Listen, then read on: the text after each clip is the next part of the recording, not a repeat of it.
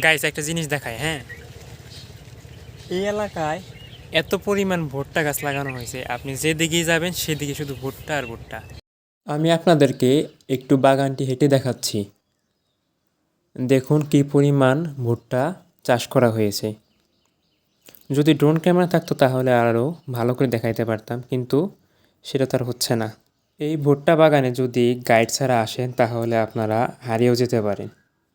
Guys এত পরিমাণ ভুট্টা যে আমি যদি সারাদিনও হাঁটি তারপর আপনাদেরকে দেখে শেষ করতে পারবো না যে কি পরিমাণ ভুট্টা গাছ এই এলাকায় লাগানো হয়েছে। এই হলো রাস্তা, আপনারা চাইলেও সারাদিন হেঁটে এখানকার ভুট্টা ক্ষেত শেষ করতে পারবেন না।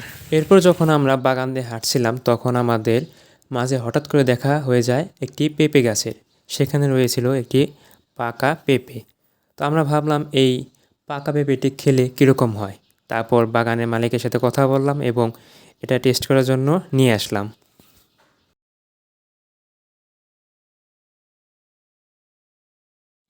কৃষি জমিতে দাঁড়িয়ে পেঁপে খাওয়ার মজাই আলাদা।